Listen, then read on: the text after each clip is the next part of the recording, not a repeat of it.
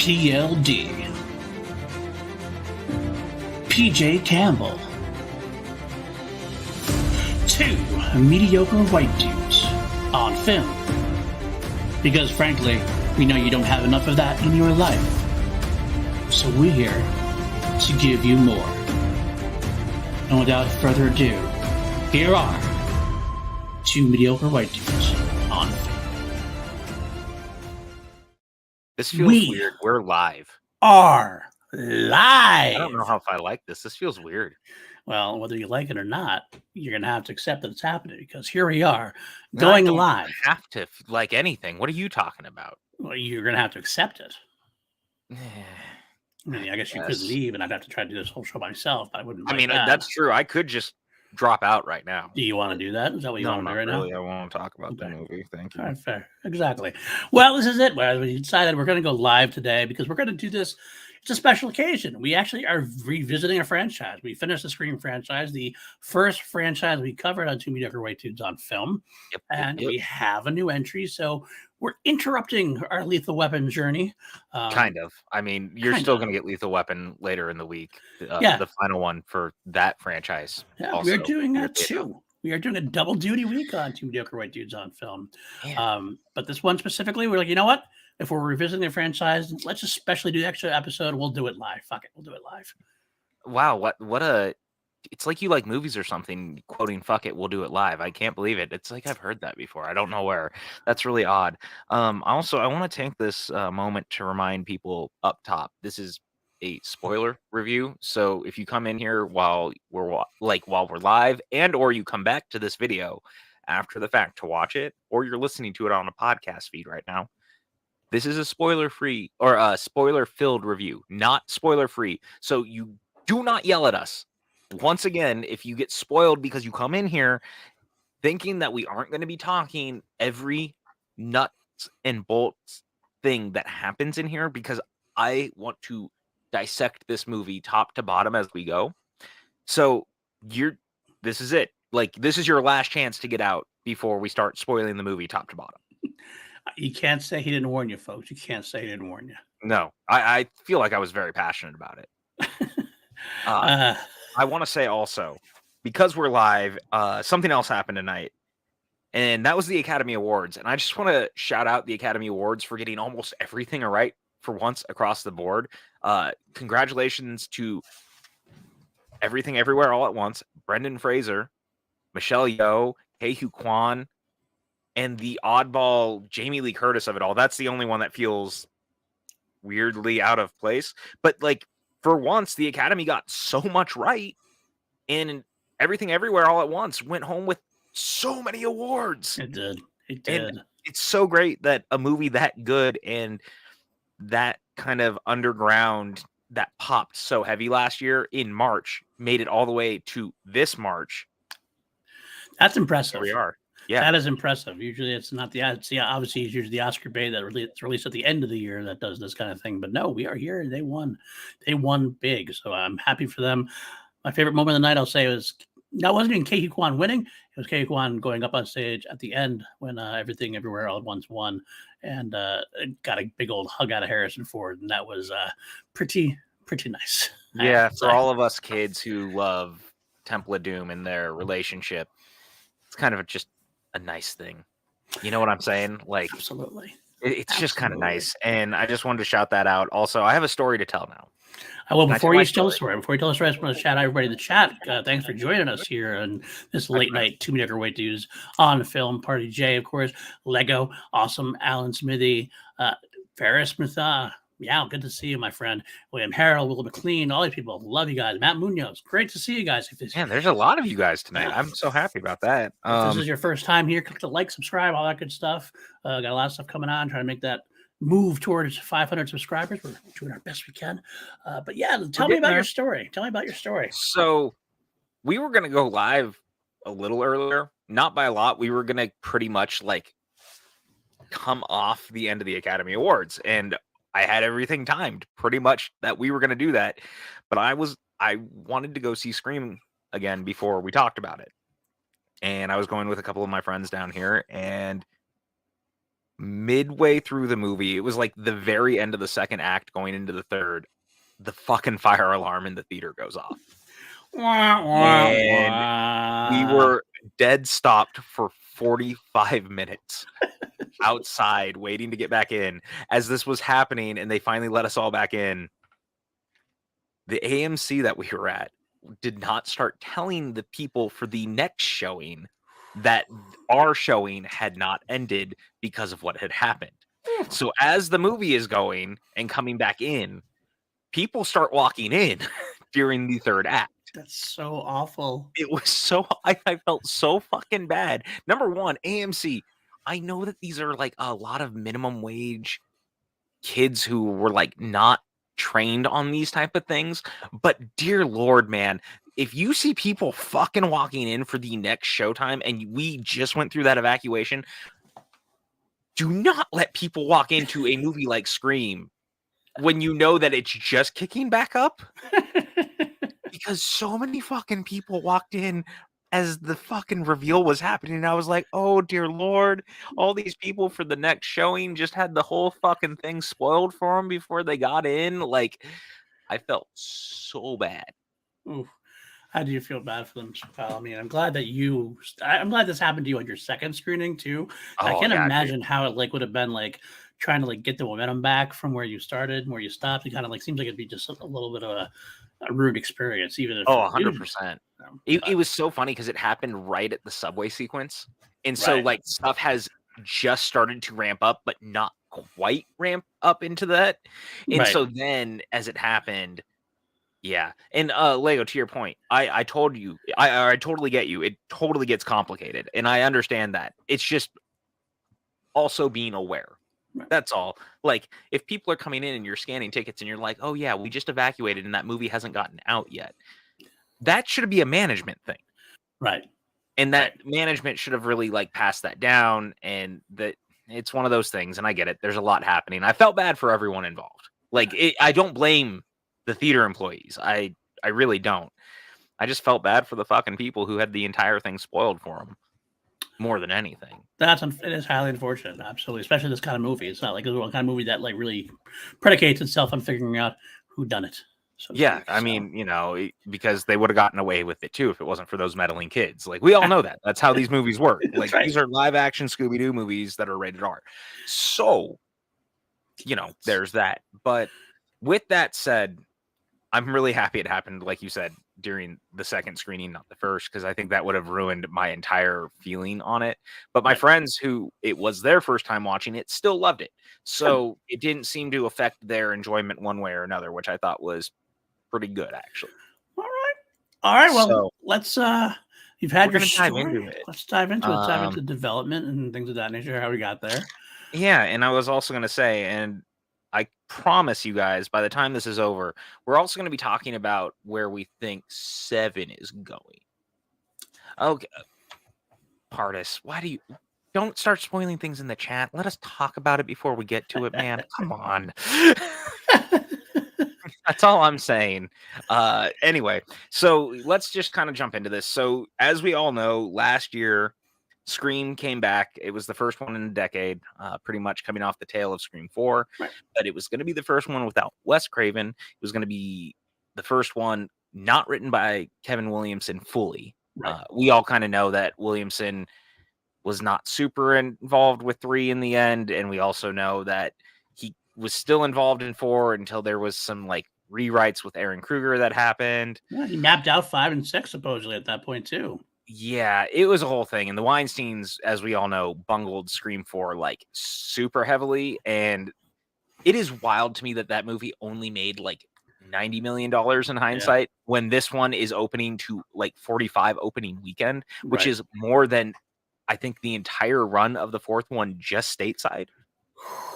That's impressive. And that's really again, that's so crazy in hindsight, right? When you think about it. Yeah. But Scream opened pretty big last year. It was one of the first major films coming into like the tail end of the pandemic era of things happening. Yeah. And the movie came out in January and popped off really hard, but to the shock of no one, as the way legacy sequels seem to do, it seemed relatively more divisive, I think, than people anticipated. But the movie made a lot of money and was well enough received that clearly they were going to follow it up. And Right. here we are with a film that follows almost all the new characters. Yeah, Core 4. And Core yeah, 4! 4, which I think is such a great name. I did love that too. And we get the return of Kirby for the first time since Scream 4. We get, which I just think is so fucking cool that they were able to get Hayden Panettiere back, considering she had kind of gone off the grid and really has not been acting a lot because she's been working on her own mental health and stuff like that. But they managed to get her to come back, which I thought was really cool. And of course, the return of Courtney Cox too. Pardis's point, yes, Gail once again survives another Scream film, maybe being the longest, luckiest legacy character you could possibly imagine in a Scream franchise. I have some comments about that, but I'm going to save them for a little bit. No, that's fine. But we get Melissa Barrera, we get, Jenna Ortega, which I think is great. The return of Jasmine Brown, Tony Ravioli, who shows up, which was so great. Yeah. But you know what I love? And I forgot about this. I forgot that Henry Czerny was in this. Yes. But I thought he had been cast in it. And the thing that I love about this is that he's going to have a big year between Kittredge! this and Mission Impossible 7. Yeah, the return of Kittredge and Mission Impossible 7. So kind of fun with that. Samara Weaving, of course, who had worked with Radio Silence on Ready or Not. She got to be in this as well, which was such a nice bring around. Dermot Mulroney got to come into this, which I think is a weird kind of Zodiac reunion because James Vanderbilt wrote Zodiac and then he wrote this, so that was kind of fun. Mason Gooding is back as Chad. Like the cast is super great across the board, and they got all the pieces they needed in play except for one.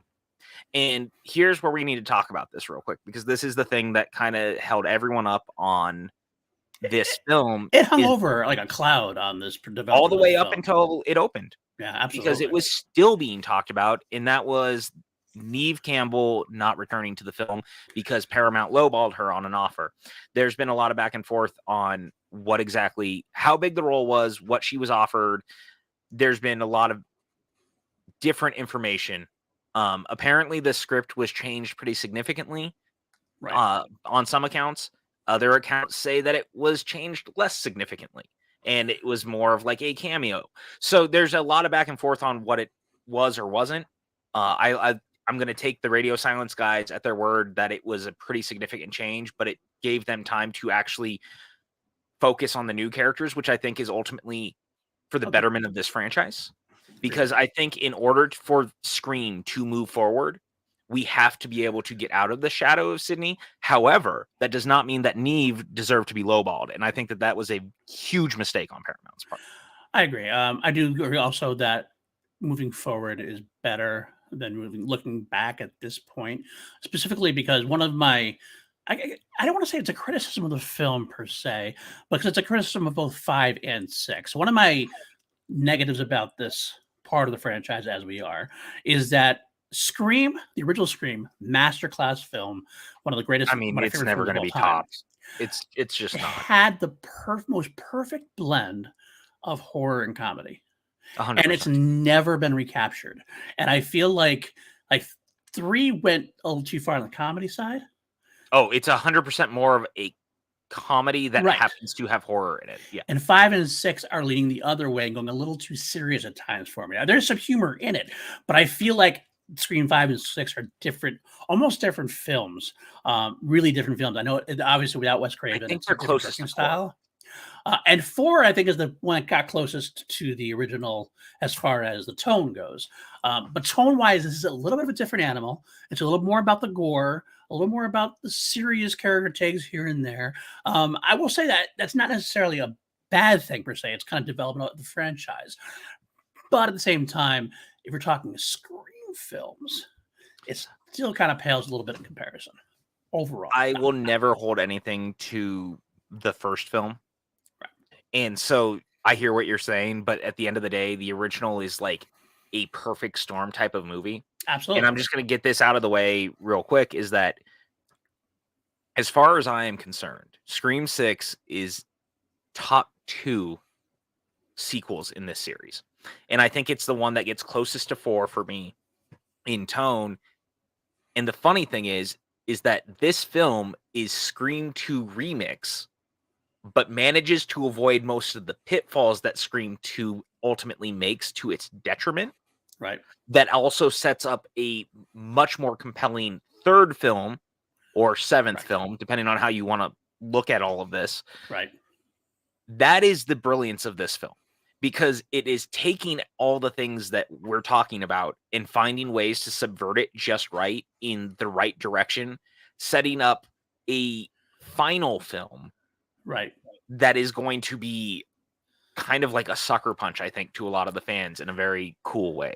And we are going to talk a lot about that. PJ has some great ideas that I actually are wholeheartedly agreeing with. We'll save the Scream 7 projection to the end. Real quick before we go on, I do want to shout, we have some great people in the chat. I got the Montyverse, Danny Ramirez in the chat. Good to see you, my friend. Good to see you. Kelsey's in the chat. Always good to see you also as well. Lego continue to stick around. So I agree with you entirely about that. I do think it is Scream 2 mostly done right. My interesting point I thought I had to make is that, to me, I feel like Scream 5 Cream, if you will, was actually a better. Cream is exactly what I'm going to call it that probably forever. I'm going to be honest absolutely. with you. 5 Cream was actually a better Scream film than this was, but I think this film might have been a better film overall than 5 Cream. You know what's interesting? You might be right, but I also think that Scream 6 is also finally showing the evolution of the franchise in a way that the other sequels never quite managed to get out of their own way of. Yeah. And there's something to be said about the fact that Scream 6, and even to a point Scream 5, and I think that this is where we're moving into, is it's becoming less overall about the movies themselves and the commentary on the movies, but it's a commentary on the people and the way people are affected by the things that are happening in a way that I don't necessarily think that any of the others other than 4 managed to do. I'm about to say 4 is the one that started. I think 4 is one Yeah. started being more about the social commentary instead of the movie commentary a little bit. Yeah, this one and I does think that. this one does that a lot, and I think you're gonna feel it even more in the next one, because I think that at the end of the day, Scream 6 is a movie about the trauma of what happens, Mhm. but not just to the people who were the core 4, but how does it affect, like, your presence as people see you in a way that I don't think the other movies ever really did. And I think that that's very interesting. And the movie has a line directly that Gail, of course, they lean on this fact that Gail said she was never going to write a book about it, and then she did. And I've got to say right now, Gail as a character is becoming the most flip-floppily frustrating character in all of horror. I'm just going to say it. We've talked about this before. I'm just gonna. I'm gonna chime in. I still gonna do it later. Yeah. I hate Gail. Gail's my least favorite part of the whole story by far. I wish she did die. Quite frankly, because I feel like I am so tired of the Gail reset we have on every movie. Every movie is Gail reset. And every time we talked about the sequels, we talked about this every single time. I thought for sure we weren't going to get it this time, and we got it. And I'm like, this is fucking stupid. I can't deal with her anymore. Like, and not only that, but her part in this film was so superfluous. It was like, I really think that. I mean, and this is not actually a knock on Courtney Cox at all. I think Courtney Cox's performance in, like, especially in her big, possibly might have been death scene maybe at some point. I mean, I think she might have reprieve. She was great in that. She did wonderful in that. It's also one of the best set pieces in the franchise. 100%. It was a great sequence. I loved it. But the character herself, I'm just so tired of her. We don't need her anymore. So especially getting Hayden Panettiere back, we get at least some legacy character we want. And if we need a legacy character like that, give it to Hayden. Gail is just tired, done. I need nothing more with her. I was actually sad she lived when I heard her. I was like, damn it. Not just that. I think that it's really a bummer that they do undo so much work with her every single time. And I thought that the death of Dewey was finally going to be the one that, like, changed her. Yes. And it didn't. But here's what I'll say. I'm also glad in a way it doesn't, only because of her, it is the catalyst for why so many people are actually looking at Sam the way that they are. And I think that that's going to be very important moving forward. Now, I don't like it because it, as a character thing, it's very frustrating. But I also think as a catalyst, it makes a lot of sense. But it breaks my heart because I rewatched Scream 5 right before I went to see 6. And I love the line at the end where she's like, I'm not going to write the book about this. Maybe I should just write a book about Dewey. Like, She that did. was, why didn't she just do that? Like, and I get it again, but they say in the movie that she can't even sell the book. And this is kind of the full circle moment I was going to talk about. In it, she says that people are no longer interested in movies. They're interested in true crime Right. and that sort of miniseries thing. And I think that that's going to kind of stem into where it's going. And like the real life nature of it all. But man, the stuff with her is it's the only part of the movie that doesn't work for me because it's unfortunately it's also just in line with how this character has been. Yeah, yeah, I agree. I felt like finally, like you, I felt finally she took that extra step at the end, and we were going to see her finally. The flip flop was going to be done. So as soon as she comes into play, I'm like, oh, and here we go. We're gonna do the punch her in the mouth scene again. And how many times she get punched? Yeah, I know they pull a little fake one where she misses, and then Jen Ortega hits her. I just Okay, got but the that grunt was kind of really like funny. it was amusing, but I rolled my eyes. So I'm kind of like. All right. Yeah, basically, anytime she's on scene, I roll my eyes. Except for like, again, she did have a good performance. I want to make sure I got that clear. She did a great performance. I love her attacks, her set piece, and her attacking everything else. I just wish she had died. It would have been perfect if she got "fuck you." That was her last line. And that shown out. I'm okay with that. The fact that she lives again, it's Yeah. like, well, why are we here? Why are we still doing this with her? What do we? It is just one of those like weird anomalies No. in horror movies that Gale is the most up and down horror character maybe of all time, or survival character Yeah. rather.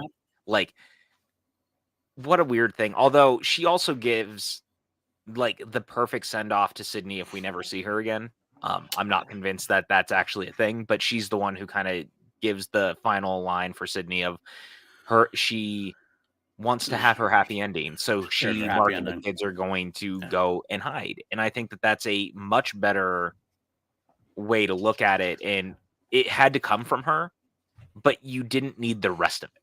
Right. And that's the only thing is Gail as a character just so frustrating. It doesn't work. It doesn't work anymore. And she's there. It's the only time like they had plenty of look backs in this film, like plenty of look backs to previous things. I mean, you had the whole shrine and everything else. The shrine, which was fucking bizarre, Dude, one of the and so over the best. top, but awesome in a way. Like every look It's back perfectly they chose, Scream. exactly, and every look back was perfect. But this, and they all felt like they fit in the universe. Gail just didn't feel like she belonged anymore. She felt like well, we got to put her in because we need that legacy character. Everything else is like we've moved on from her at this point. We don't need her. And I might be being what's the word? Cynical. Harsh, maybe harsh. Maybe I'm Harsh also is the being word. yeah.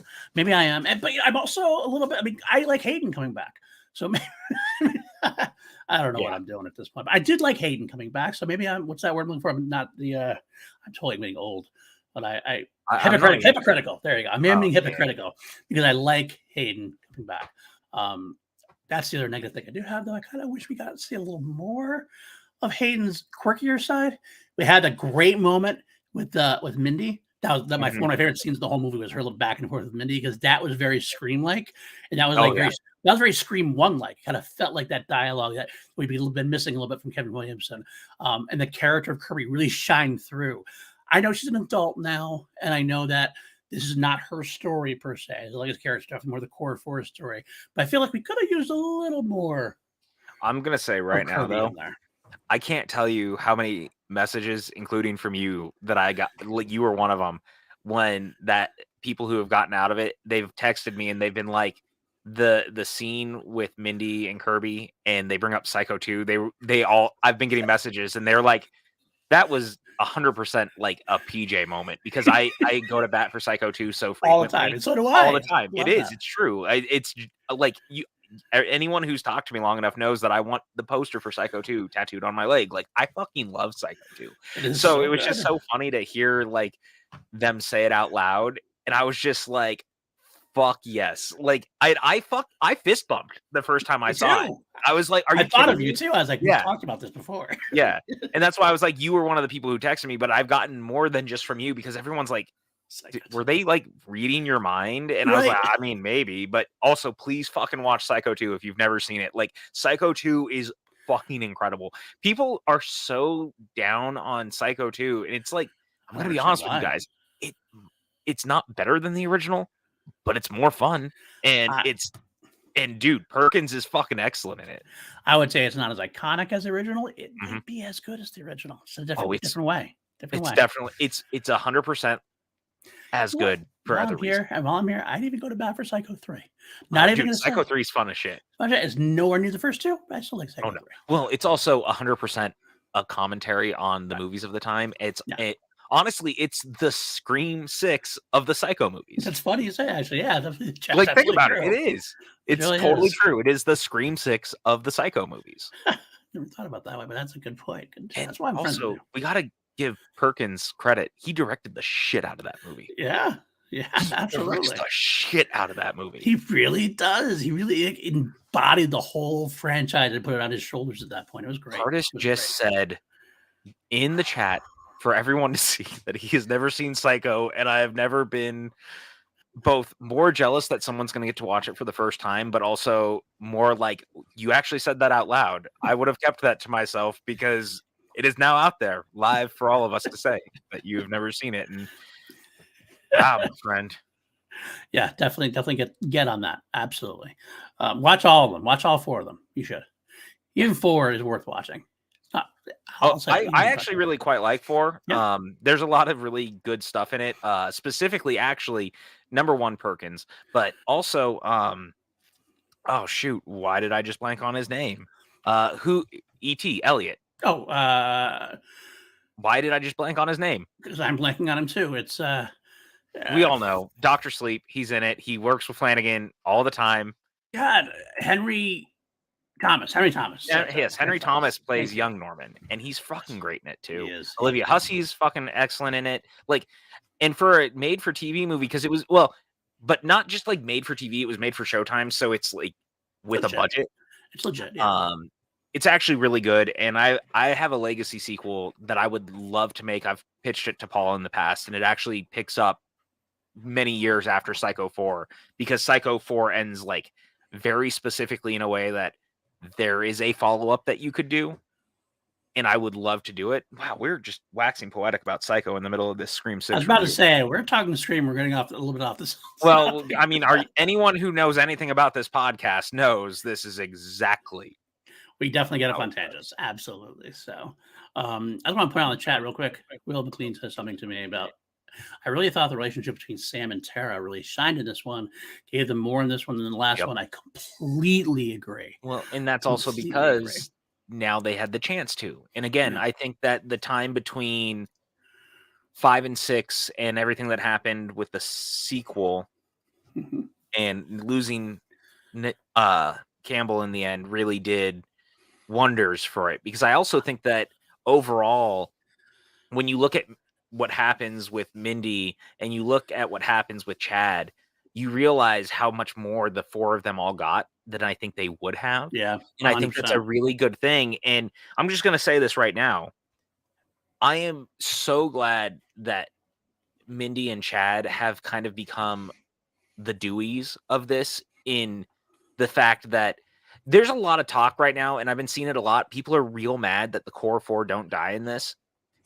That's so stupid. It's so dumb because the core trio lives through all 4 of the original Psycho movies. Or Scream back movie. on Psycho. Wow, went back to Psycho. I think we're gonna have to cover Psycho at some point on this podcast. Oh, yeah.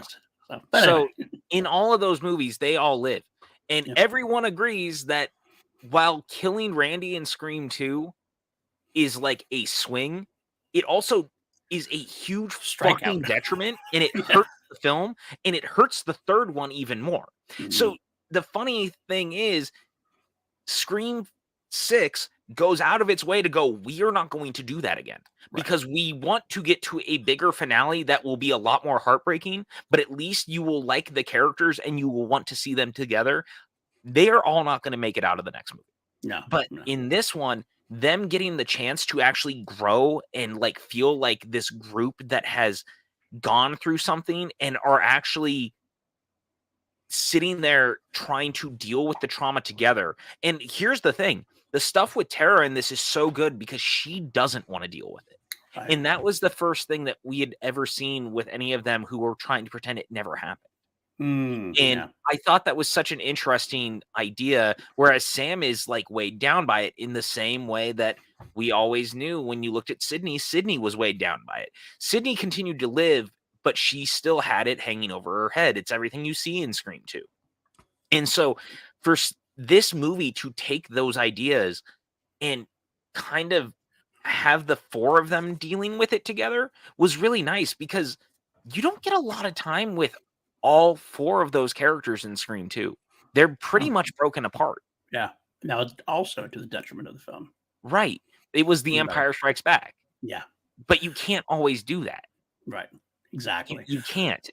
So it's just interesting. Sorry, I'm like just waxing poetic. It's okay. I was going to say hi to Kelly in the chat. She pops in to say hi. Good to see you. Kelly. I also want to say about the Sam and Tara relationship. One thing I wanted to say, the fifth film, I was harsh on Melissa Barrera. I was not a big fan of her performance as Sam. I thought Jenna Ortega shined, but Sam was kind of like iffy for me.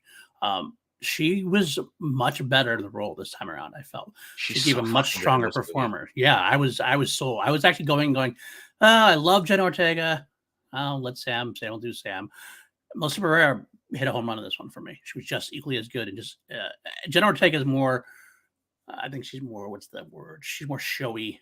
She's a lot more charismatic, more dynamic. Yeah. But Melissa Barrera holds her own as the lead. So I did like her as well. I think that it just goes to show how much better the writing is in this one too. And I've seen people saying that the writing in this is really bad, and like that's fine if you feel that way. That is what it is. But I think that they actually give the characters a lot to work with, and the sequence in the beginning when you realize that Sam is really worried that Tara has gone to this party, and she goes and tracks her down, and they have this confrontation in the middle of New York and on this street.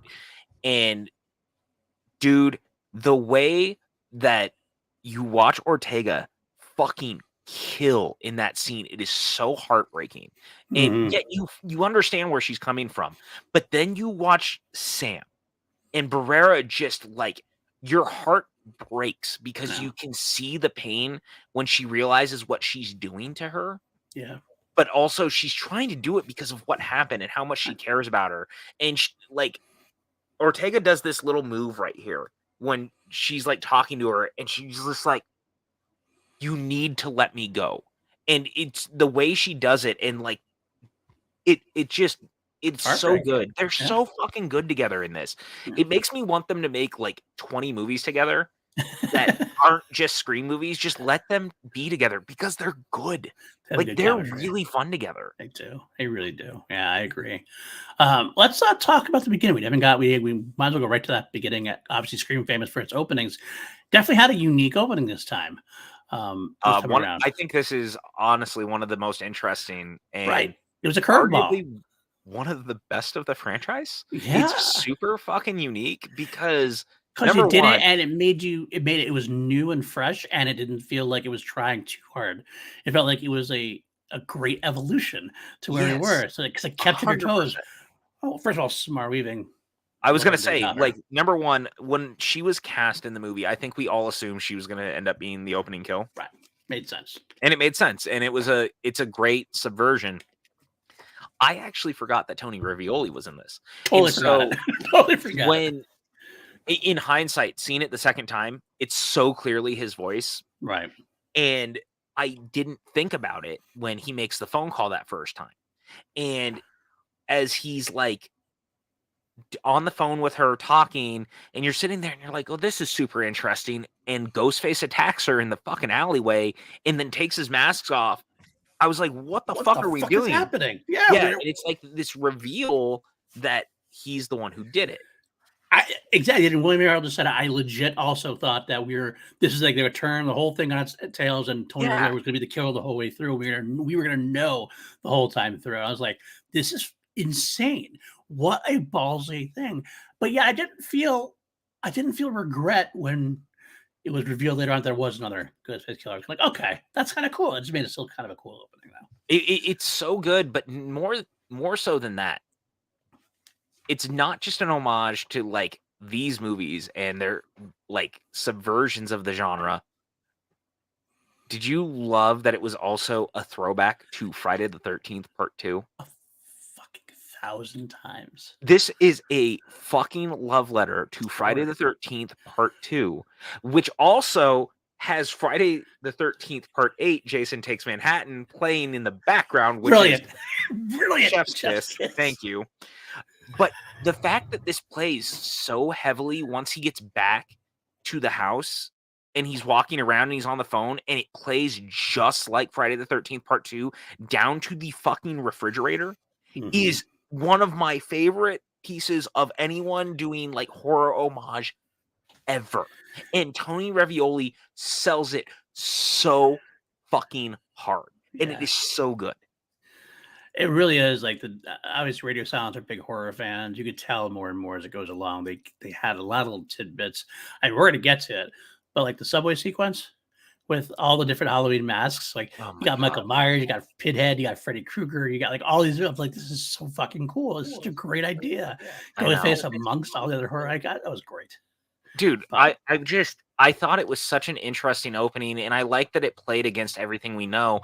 And it's funny now in hindsight, having seen the movie, they also tell you right away that none of this has to do with any of the stuff going on with Richie in the last movie, in like the regard of this last one was all about the fans. And I still think that a lot of the fans who don't like the movie are loud because they don't like what the movie is saying about them. And that's interesting. Possibly. And I don't mean everyone, but I think that there's some truth to that. But I think that here, what's so interesting is that this one goes out of its way early on to be like, this has nothing to do with that. Like, fuck the movies. The fact that that's the last thing that Ghostface says before it cuts to saying Scream 6 is brilliant. And I gotta say, man, I don't know if you noticed the Ghostface is in this because plural, because, you know, there's almost always more than one. I gotta say, these were not clumsy Ghostface. The ghost faces in this were a lot different in a way. Like, it was a lot more brutal. They had already set up front it was gonna be. And in hindsight, knowing that it's so personal because it's Richie's family, I'm just gonna say it now, it's Richie's family who's killing everyone. It's so interesting because you can feel it. It's so much more visceral when you watch it. And I was watching it in knowing what was coming, and you could feel it. Like, everything about this was them getting revenge against people because they're coming for people that they're blaming for the death of their brother or son. Right. And that's so interesting because they're not stumbling around a lot of the ways that they always do. They're just attacking in broad daylight, going into fucking bodegas, shooting people with shotguns. Like, this, it's a totally different version of the character. And Absolutely. I liked that because it changed the dynamic. 110%. I agree entirely. There were some moments where I thought they were going to get the sloppy Ghostface, but we never quite did. A little bit maybe in the apartment. Yeah, and maybe a little towards the end, but like. But overall, I agree with you. I completely agree with you on that. It just works so well. And I gotta say, man, like, is kind of a nice change of pace. It is. The whole thing felt like, I gotta say, the thing that this film did best is something that's hard for me to explain. It felt like a refreshing change of pace, and yet everything was built on stuff that happened before. Like, usually you lean either too far into the legacy stuff, or you try too hard to be new and fresh. This managed to straddle that line very well. I 100% agree, and that's why I'm like super over the moon for this movie. I know you are. I've been thinking about it a lot. I've seen it twice opening weekend already, and it's just like, the more I think about it, the more I'm just like, this is what I want it to be. And it's just been fascinating watching people talking about it and being like, man, it's so ridiculous what the reveal is. And I'm sitting there going, it's no more ridiculous than Scream 2's reveal. No, Like, not at all. this movie, again, it's Scream 2 remix. So let's talk about it. Scream 2's ending and reveal is that Billy Loomis's mother wants revenge against Sydney for killing her son. So she hires a dude off a message board. Right. Okay, that's dumb as rocks. And we all know it. And it's fun, don't get me wrong, but it's a dumb reveal. Yeah, 100%. This one actually works more because the whole family is clearly fucking crazy, which is what gave birth to Richie, which, again, to Billy's credit, so was his mother. But you gotta say, man, like, you sit there and it's like, honestly, they tell you up front. Dermot Mulroney's character keeps saying it because, yes, Mulroney's one of the villains of the film. Mm-hmm. If you fuck with my family, you die. He says it up front in the movie. So this reveal that it's actually them is fascinating, and it works because it feels personal in a way that I don't think some of the other ones always do. And it doesn't feel random. It feels pointed. And I think that is a super necessary and interesting dynamic. I completely agree. Completely agree with you on that. Yeah, like a whole family, like sick. Kevin Williamson comes full circle. Yeah, right. And exactly what it is. We'll talk about that a little more as we get towards what I think is going on with 7. But like, it's such a cool dynamic. Like, I love that it turns out it's the roommates of both parties, and they're the brother and sister of Richie from the last film. Dermot Mulroney being this cop who's kind of pulling the strings, and he even tries to convince them that it's actually Kirby. And there's a half a second where it actually works. It's so convincing within the movie that Kirby is the one who's behind it. I was a little like, huh, that's interesting. Yeah. But it kind of felt like they were playing into the trope that we had heard of, like, what if Sydney had been the killer?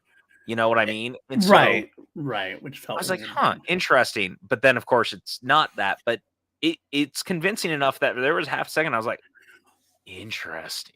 What I found interesting to me is that as much as this film is a whodunit thing, I feel like they actually told us all along who it was. They used that opening where they show Tony Valori or whatever. And I feel like that was like a metaphor for the whole movie. Like, we're going to tell you right away who the villains are, and you're probably not going to believe us, because they pretty much point out Jack Champion's characters right away. They also just like Dewey does in the first one, right? Exactly. Or the 5th one, right? How long have you known him? It's always the love interest, right? Or in this case, it's the roommate. Yeah. And they didn't really share. Like, it kind of felt like and they blamed the dad. I mean, it just felt like they were telegraphing their moves and saying, we dare you to believe us. We dare you to doubt us in a way. But if you just pay attention, it's you know who it is before they take the masks off. But it's not in a bad way. It never not a bad way detriment to the movie because it works. And having Mindy kind of sitting there trying to figure it out and then thinking she's got it wrong again is such a brilliant move. And they kind of pivot the characters in certain ways where you're like, oh, that's interesting. Oh, that's interesting. And they subvert it where you start to overthink it. And you're like, maybe it really isn't that character. And then you realize, no, it 100% is. And I really like that. I thought it made for interesting and fun world building and mystery building. Yeah. And we got to talk about it because now we're here. But like, dude, that bodega sequence is arguably one of the best sequences in the entire series. Like, by a lot. Oh, yeah. And people were up in arms about it, I know, because of the gun used or whatever. But to me, it worked perfectly because this is a strange thing we have going on in that this is the first time we are in New York City. We are a big city. Usually Scream's in Woodsboro. But like, I mean, deep in the city. Because even LA's got a spread out kind of thing. A lot of the locations, it's on set somewhere, or they're in the hills and stuff. This is like crowded, dirty, sweaty New York City. That's why I said it during our review. I never even thought that LA was used correctly because you could have done that in some capacity, but they just set it on sets for the most part, which was kind of a detriment to the film. Absolutely. Having it like be this dirty and earthy going on was such an added heightened effect for the film. Mhm. And it made Ghostface even scarier because here you are, like it does everything you want. You go to the bodega, they're like, "What the fuck's going on?" You see Ghostface, and the New Yorkers start being New Yorkers. They start stepping up, and they start going down Yeah, pretty quickly. Ghostface kills 3 people within moments of entering the bodega that have Right? nothing to do with any of this, and that was what was so kind of shocking, was seeing a Ghostface, again, like I said earlier, just kind of like this abrasively upfront, broad daylight type killings. I mean, Yeah. it was nighttime, but it's more than just, like, almost the audacity of being like, "Fuck all of you, I'm killing everyone in sight." Yeah, I don't care. The police are probably 5 minutes away. I'm still going to take care of my shit, and you're gonna go down. And then the guy has the gun and takes the gun out and does everything right. They do everything right for the most part, and Yeah. still Ghostface still makes it through. It's audacious. It's one of the best sequences in the entire series as well. First in a while, honestly. Thought back to which ones could possibly be better. The first one had some great ones as well, but this was definitely top notch. It's it's just so fun. It just feels so different. You know what it reminded me of? This is such a weird comparison, but I had Jurassic Park on at the bar a couple of weeks ago, Okay, and no idea where you're going with this. But go ahead. you'll see where I'm going with it. Every time you get to the third act of that movie, and it's the kids in the kitchen being Mm, chased by the raptors. And it's okay. like the cat and mouse game of them trying to hide from the raptors and the Right. raptors kind of like looking around and feeling it out. It gave me that vibe. The Ghostface performance was so good, and there was something very animalistic about it that gave me that kind of like weird vibe of Jurassic Park in Mm, that way, because it yeah. kind of felt like that contained thriller, if Right. you will, and that like innate danger of 2 kids who have seen a lot of shit happen already, and they know that they're fucking numbered if they don't get out of here. But how do you get past these things? Because they have your number, and that's how it Mhm. felt. Like, it really felt reminiscent of to that to me. That makes sense. Yeah, now you've set it out. Absolutely. I Right. would I would actually pitch the subway sequence is even better for that. The Oh, subway sequence is the 100%. I actually like the subway sequence even better than Bodega. For me, the subway sequence did one thing better than the rest of the film is that the film is at a pretty much I think it's a pretty fast paced. And I don't mean even necessarily like it's too speedy. It's like there's not a lot of time to breathe in the action as far as this Agreed. goes. The subway scene lets the sequence breathe. And that's why it felt the most oppressive to me, the most terrifying to me, because it just seemed like the tension was being built up so slowly and so effectively that you were literally on the edge of your seat going, which is going to happen? Who's because they had all the masks, they had all the horror icons going back and forth. And like, is it Michael? Is it Ghostface? Is that Ghostface? And the lights going on and off, and the Ghostface moving sooner. You think you tabbed the Ghostface, and then all of a sudden you're looking down and it's not the right Ghostface. Maybe it's that Ghostface. I don't know what Ghostface it is. Or one of these Ghostfaces is real at some point. So you're right there with Mindy the whole time, specifically, and the other crew as well. Well, and the brilliance of having all the ghost face masks, but also intermingled with Pinhead, Michael, Right. Jason, Pennywise, the red balloon floating in the background. It's Great. super fucking unnerving. The Babadook, which I thought was a nice touch because Yeah. Ortega talks about the Babadook so much in the first one. Yep. Like, there's all these little callbacks, and they heighten the scene because you're seeing all that. Like, we know it's Halloween, but seeing those horror icons all in one place in a way is actually really terrifying. Even though we all know it's just people in masks, part of me kind of kept waiting for the reveal to be that one of them turns and it's not the ghost face mask. You know what Right. I'm saying? Like, Yeah. what if that was like the move? Now, it would have probably broken every single rule of Scream at that point if they had done it, but there's kind of this weird air of mystery of what if. And I Mm. thought that that was so brilliant.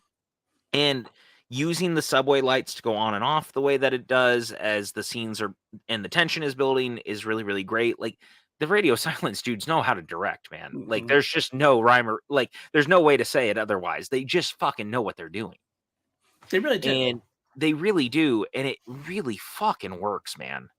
It's so fun, and the more I think about it, like, even the 3rd act, man, like, the stuff in the theater is so good, and it feels like Scream, and here's what's weird to me in watching the conversation around all of this lately is that it feels like there's people who don't think this is a Scream movie or don't think it, like, tonally fits or makes sense to the franchise. I would argue that outside of 4, this is the closest to the original in a lot of ways, in the tone, in the feel, in what it's trying to do, and it feels like the mix that Craven always wanted of it being actually tense and terrifying, but also really kinda cheesy and fun, and I don't think that marriage has always worked, but here it does. Interesting. So I disagree with you there a little bit. I do think that this one, like I mentioned in my opening salvo, I still feel like this is, like I said, Scream 5 was a better Scream movie, and this was a better movie overall. I do think there's a little give and take here. I am seeing more of what you're saying as we go along, but I still kind of feel like there's that missing tone at times. There are times where it does work with the all the memorabilia in the theater scene. That sequence felt real. The Mindy sequence, Mindy and Caden Pantier, that felt real. The subway scene felt legit and real. It just kind of came in and out for me. I don't know, like, it just grabs me so heavy, and by the time it's over, it never lets go in such a specific way. Now, granted, I think because this one runs so long comparative to some of the other ones, Yeah, it's 2 hours and 2 minutes, it really sits with the characters more, I think, than the other ones, and I think that's part of the thing. But even then, like, that sequence where you see Henry Czerny at the beginning and he's talking with Sam and they're having the conversation about what had happened and all this stuff. That psychiatrist sequence is great. Do you know why? Because it reminds me of Scream 3 when Sydney's trying to help people through their stuff, but it's a backwards version of it. But right. that little thing is a callback that feels very Scream and very character building. But again, to the point of what we've said earlier, it feels a little less like Scream because the core 4 spend so much time together. We Yeah. don't see that in any of the other ones. Like, other than the original of everyone hanging out, you don't spend time with all those characters in one place at all the time, and I think that this movie takes its time to let that stuff breathe. The scene of them all sitting around talking and they've decided they're all gonna stay together in the apartment because, there's strength in numbers and they're trying to take care of each other, and that's where the core 4 name comes from. That sequence is great. You know Right. why? Because it takes a 5 minutes to breathe and let the characters all interact with each other in a way that we aren't always going to see in these movies. There is Absolutely. something so humanizing about that, and I thought it was 100%. necessary. I I agree, and that's why I think that when I say it's not as much a Scream movie, I don't mean to make that a negative per se. It's not a I'm not negative saying per you are, se. by the way. Okay, I'm I want to make just sure that I'm because I get what you're saying too as well. I get there are some people who are weaponizing it to a degree, oh, turning against it. 100%. I think And it's okay. It's not as screamy of a movie. I think it's developed. I think it's kind of evolved a little bit, and we yes, are at a different place than we are back then. It's and now 2023, not 1996. and it's also kind of a commentary also of what you heard in the first one. Like, I hate the term elevated horror. We've talked about that ad nauseum on here. Mhm. I hate that term. However, there are people who like elevated horror, a term I still hate because there's nothing about horror that is up or down elevated either way. Horror is horror. Some is more dramatic horror, some is just not. And that's okay. Horror is horror. The point being, though, is that Ortega's character spends so much time talking about that. And I think that this one actually leans in on that a little bit to be self aware enough that, yes, we did the Scream movie, like Right, the straight Scream film.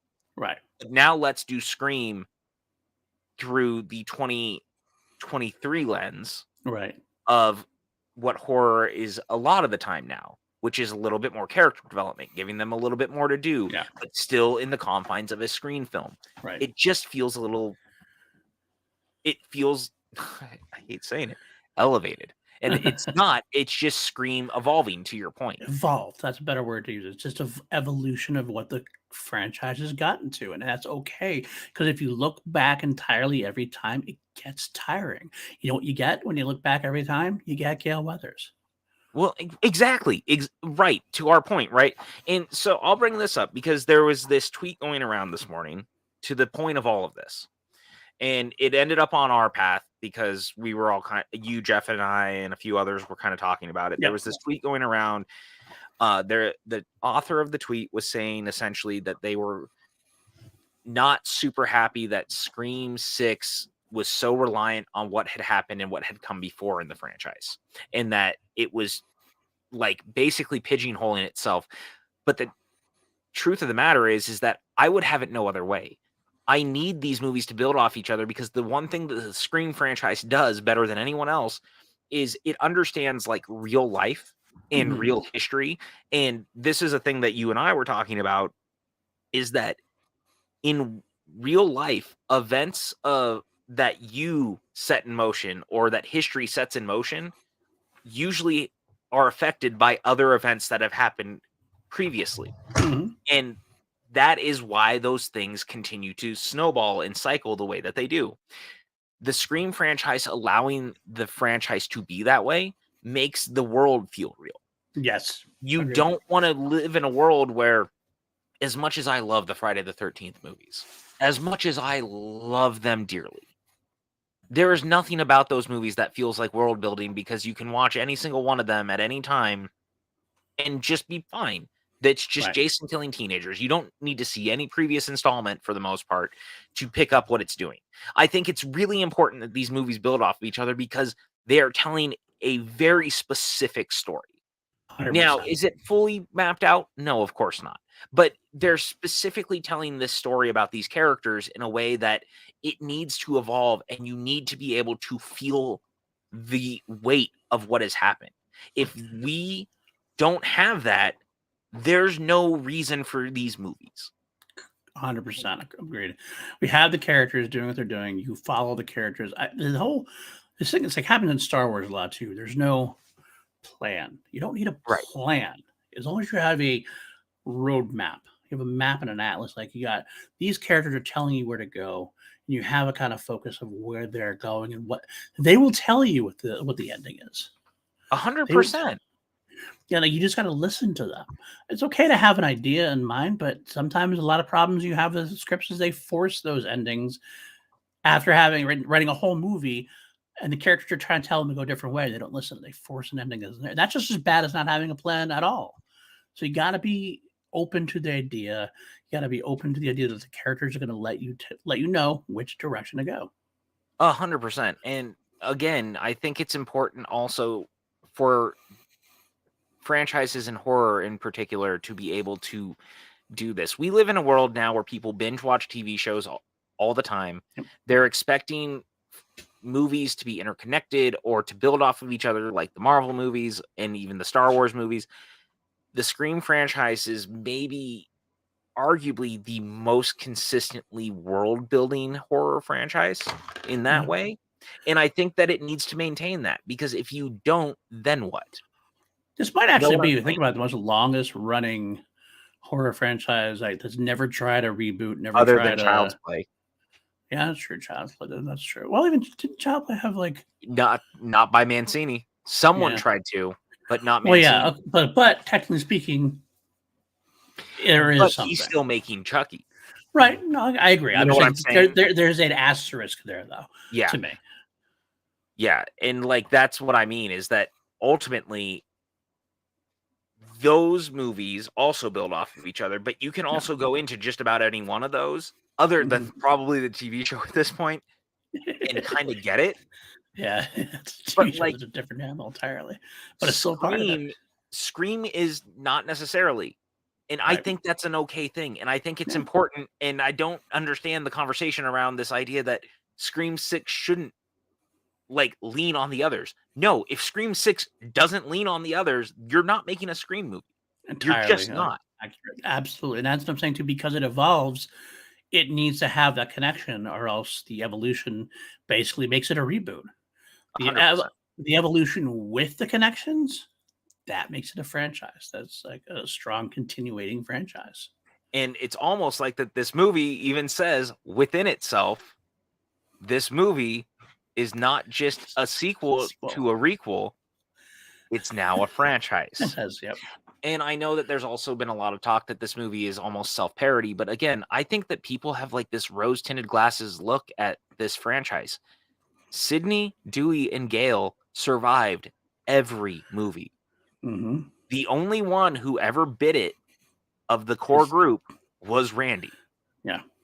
And again, it negatively affects that movie and its next movie because of it. It negatively affects the rest of the franchise, I'm going to be honest with you. Because as much as I love Mindy and I love Jasmine Savoy Brown performance, she's still kind of a replacement for Randy, which is not quite as good as the original, to be completely honest. She's built more in this film, which I like a little better, but it still feels like it's missing that Randy character because everything else feels like it's a pale comparison. Yeah, they're chasing it. Exactly. That's what they're chasing, that Randy character still. Mindy is still a super wonderful character, and I do really love her. Oh, I do. That reminds me. There is one more sequence that is fucking great and incredible and wonderful. I will get back to what we were talking about.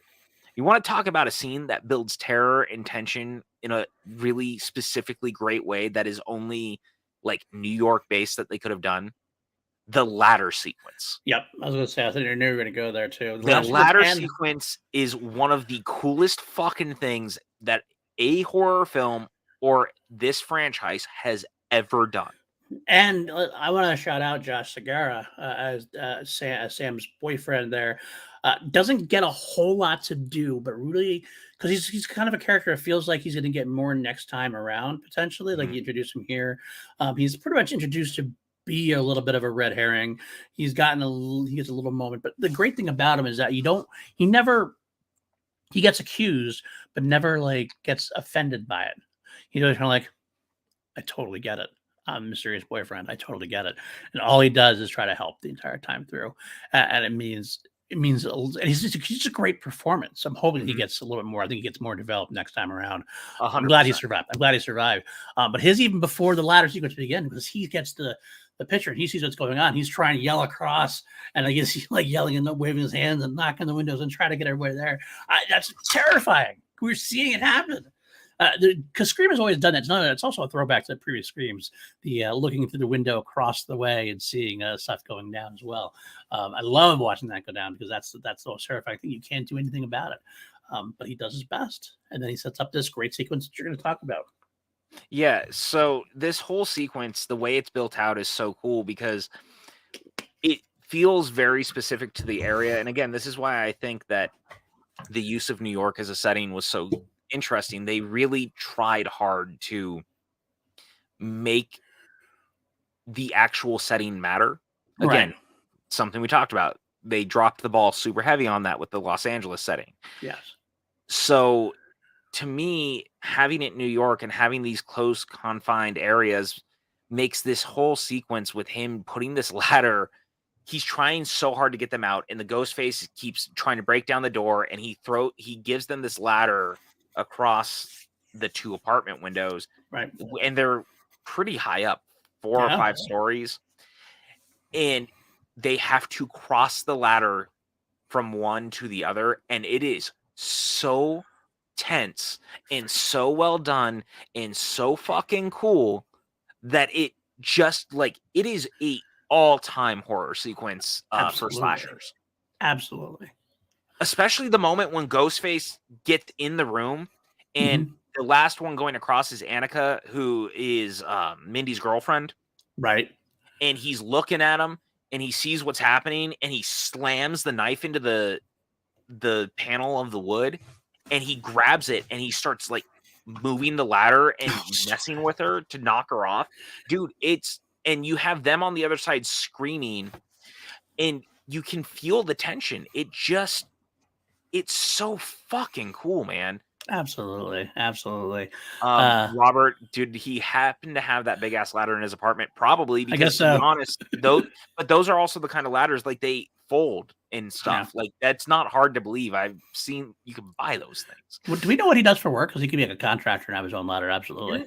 Doesn't she make a reference to it? He works downtown. Maybe he is a construction worker. You never know. I don't know exactly. Yeah. Yeah, no, absolutely. But it was well done. The whole film had great moments like that, which is what makes it a good movie. It had the tension throughout that worked for it. And it felt craven. Yeah. I love the moment when he's screaming and the core four are like at the table sharing their moment. And finally he drops the pitcher. They're talking about him and he drops the pitcher. And they just had that one look. Well, and you hear all their phones ding at once, which is, again, what a great fucking moment. Yeah, and what a great use of cell phone.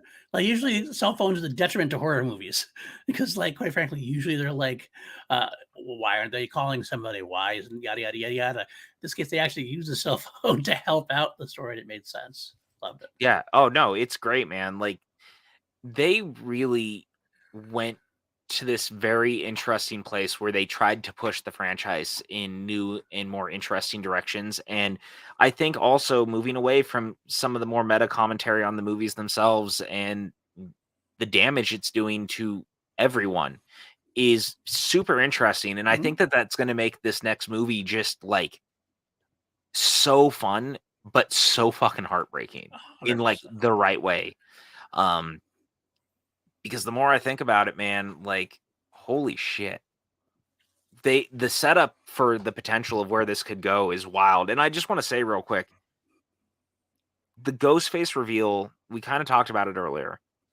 The fact that this Ghostface reveal is so good and so fun, but it's also the first time it's been 3 Ghostface. Yes. And you realize just like the moment that you know it's 2, and you actually see 2 Ghostface in action at one point together too, which is really fucking cool. Yeah, I agree. But then when you realize that there's 3 of them, and that moment, like when they basically come up on Dermot Mulroney like that, and you're like, oh my God, wait, oh my God, he's with them. Yep. And that reveal is so good. And also, the little bit of having Skeet Ulrich back, just enough that it's starting to break in her mind when they're in the hideout in the shrine is wonderful. Yeah, no, I would actually say they set that up even better because we have that whole sequence in the beginning where she's talking to her therapist there. And she says, I haven't seen him in a while. I haven't seen anybody I'm not supposed to be seeing or whatever. And she mentions that a couple of times. And it shows the trauma that she's gone through. All of a sudden, everything, boom, in her place. She's breaking now because, quite frankly, yes, he's back and she's seeing him again. And she's upset about it. But it is going to set up a lot what's going on in her mind. You need her to have that kind of tension for the big moments because they build into this whole thing. Who is she going to be? Is she the one that's going to, is she going to turn? Is she going to be the killer that they all say she is? Yada, yada. Is she going to be Billy Loomis's daughter? She has the moment with Billy. And then what happens at the end? She has her moment where she does put on the mask, does put on the Ghostface outfit, does make the call, and does become Ghostface. Different kind of Ghostface, a Ghostface for good, so to speak, I guess you could say. But she does take that step, and it leaves you guessing what's happening. Well, and is she breaking? So, and it's kind of funny that they lean on like the good Ghostface thing earlier in the movie because remember, she even says on the phone, "What, you're trying to protect me?" Right. Because the first conversation they have with Ghostface, which is actually interesting, is their first contact with Ghostface is literally on the street. Ghostface attacks them in the middle of New York. On a street. Yeah, 100%. Like, wild, number one. But this idea that they were so mad, they killed the other 2 who were going to kill them just so they could kill them. Yes. Like, that's amazing. It's such a nice turn. It just works, man. So I kind of want to talk about this now that we're kind of here because do you have anything else with this one you want to talk about before we start to move? I want just 2 things I want to throw in here. Say, Robert Adams in the chat said this. Said after Scream 5, I was kind of met on Scream 6. After Scream 6, I'm super pumped for Scream 7. I don't disagree.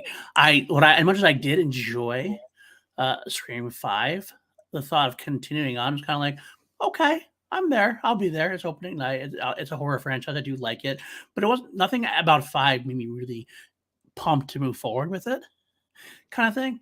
After this film, I'm pumped for 7. I do want to see 7. So that actually is a good thing for a franchise. I'll say this. You know, I like 5 a lot, and again, go back, let's do our podcast. We talk about it a lot, Yeah.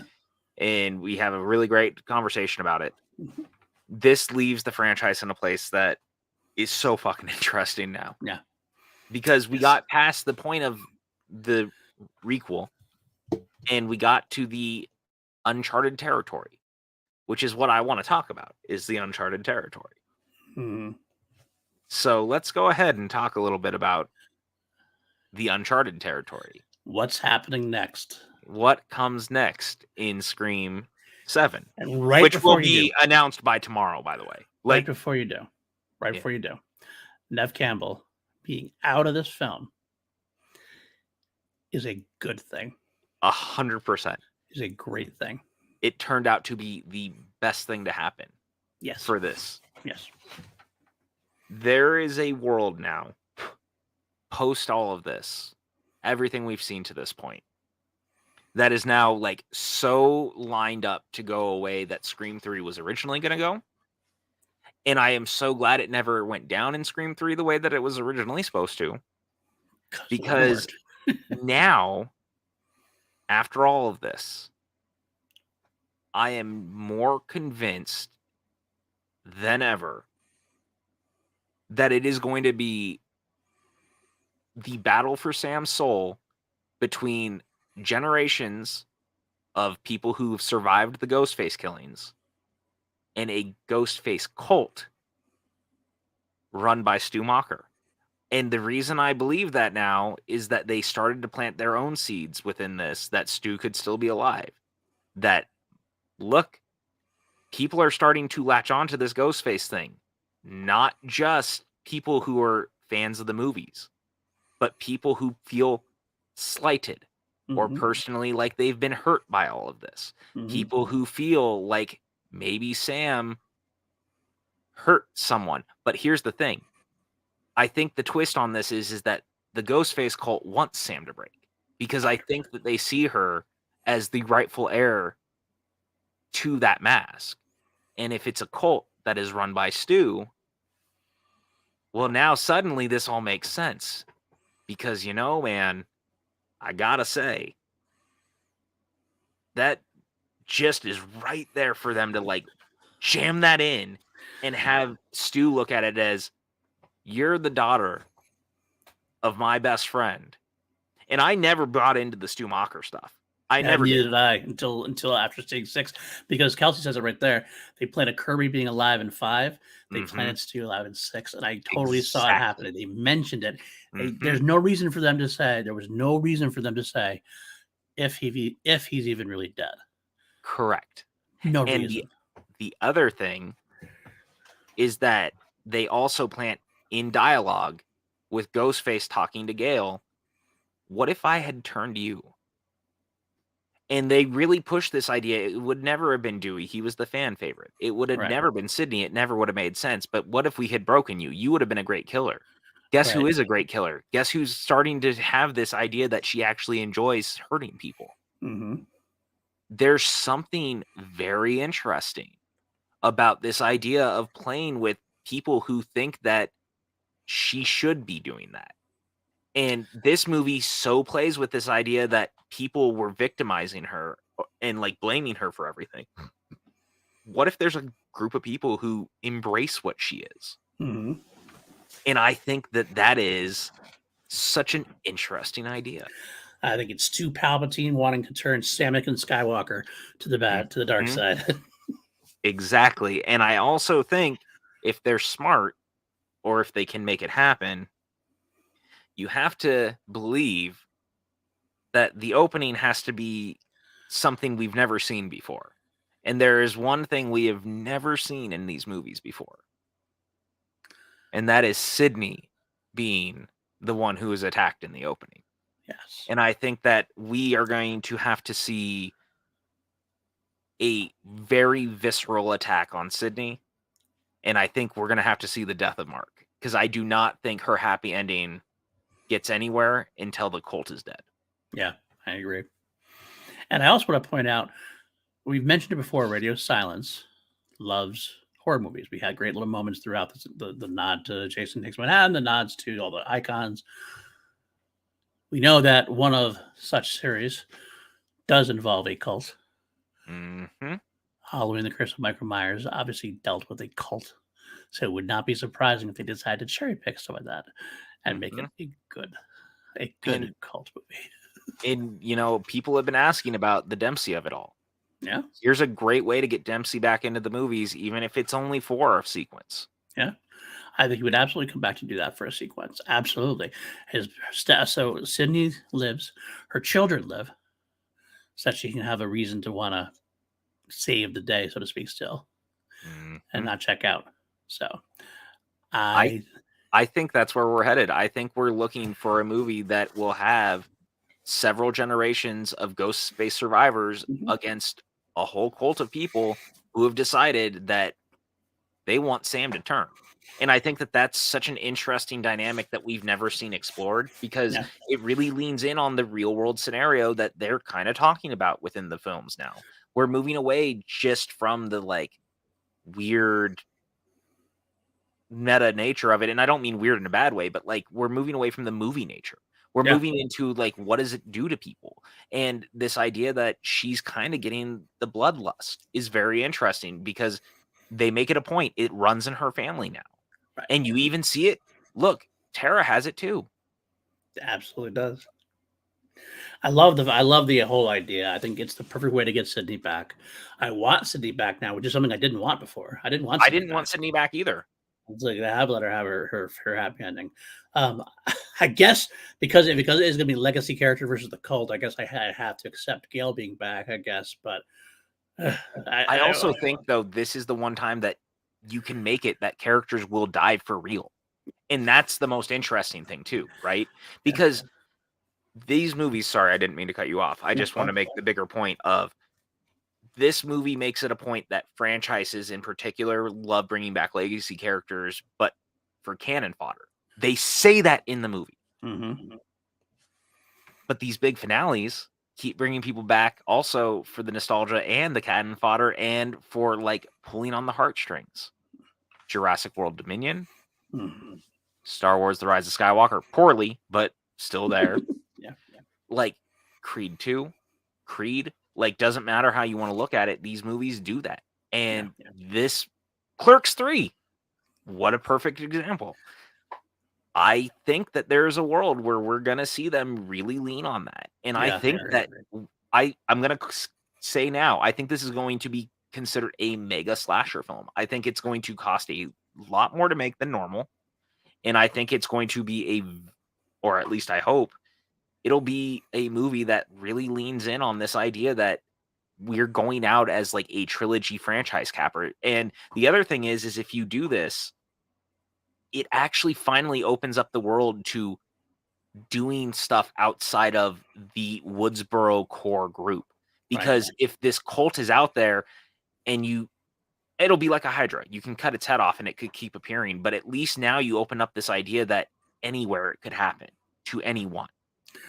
Although I will say, kind of joking, but kind of not. At one point, do the costume makers stop making the Ghostface costume when they realize that they're being used against him every which way? Ghostface costumes are how do they get them so easily nowadays? I think after 6 movies worth of deaths and everything else, the manufacturer will be like, we got to stop making these costumes. I don't mind. It's like anything else, man. It is what it is. It just sort of happens. Just one of those things. To Lego's point, she did say, by the way, she was like, she despises it runs in the family nature thing. It's my big negative on this legacy. I get it, but I also think it's a strong storytelling point. But I also think it goes out of its way, especially in this one, to say, just because that was my father, that doesn't mean it's me. Right. And I think that ultimately is the point. And I think that's why they can play with it so much, because even though these people want it to be him and they want it to be it runs in the family, it doesn't mean that it will.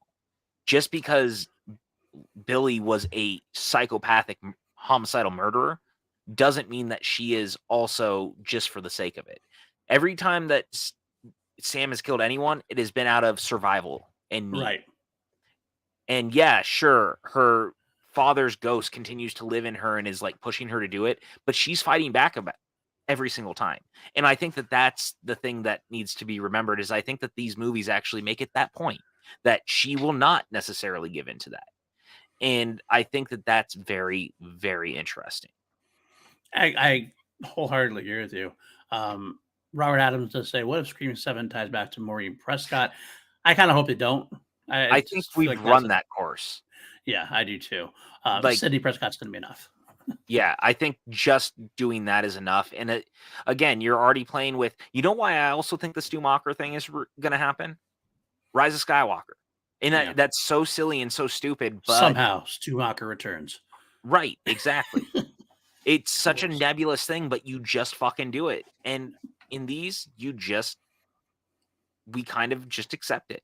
And I really do think that that's the way it's going to lean. And I think that is that is 100% the road that they have gone down and the path is laid. Well, I mean, you know what, though? I dismissed it immediately about the Maureen Prescott thing. But if we are doing a legacy thing and doing, let's say the whole thing's real, and we're doing Sam, the fight for Sam's soul, and City's a big part of it. They're leaning heavily on Sam being the daughter of Billy Loomis. And Billy Loomis's motivation was the father Maureen Prescott thing. So maybe there is an angle where we do have to bring back Maureen Prescott as the Sidney side of things, potentially. I'm not saying it's a good thing per se, but I wouldn't be surprised if we're going to do the whole legacy thing, give everybody a legacy at that point. That has a legacy. I feel like Scream 3 like finished the Maureen story though. Kinda. But maybe. I don't know. We'll see. She's not really been mentioned since, so I don't see a world where we necessarily have to. Oh, we don't have to, but I feel like they might pull it out as especially because they haven't said it in a long time. Sure. Will ask though, do they stay in New York, back to Woodsboro, somewhere else? I mean, it's kind of like most of these legacy sequels. You kind of end up in the place where it starts. You know what I mean? It's got to end. I think it's got to end in Woodsboro. I don't know if the entire thing will take place in Woodsboro, but I think it definitely ends in Woodsboro. I think it starts in New York. You could have a Scream road trip and end up in Woodsboro. But I think it ends in Woodsboro. It only makes sense to end where it starts. That feels like the right move, and it feels like the bookend move. Agreed. I think that there's a lot of potential for a lot of tears by the time the movie is over. And I think that the core four are not going to survive. I don't think every one of the legacy characters is going to survive. No, I don't. I think Sidney survives. I think Sidney absolutely survives. I think Sidney might be... She may be one of the last queen standing, to be honest with you. Yeah, I wouldn't be surprised about that either. I don't have to see who would survive. I think the one who's most likely definitively going to die, I think it's got to be not Mindy. Chad. It's got to be Chad. Chad's the one that almost definitely is. Because he's the Dewey. He's the Dewey. He's one of the love interests for Tara. Mm-hmm. And honestly speaking, he's the least developed of the crew overall. Because Tara and Sam have their thing. Mindy has the Randy thing. They're not going to kill Randy again. Yeah. Too smart to do that. He's kind of like, if we have to kill somebody, that's got to be the one. Robert says, I think we need Scream 7 and Scream 8 would be the final one at the end of Woodsboro. I'm going to say I don't think that there's enough time for them to do a Scream 8. And that's why I'm looking at this as a trilogy capper and franchise finale type of thing for right now, because we already know Radio Silence is attached to Escape from New York, and they are allegedly already talking to Kurt Russell and trying to put that together. But Scream is going to definitely jockey first, but they're already working on Escape from New York.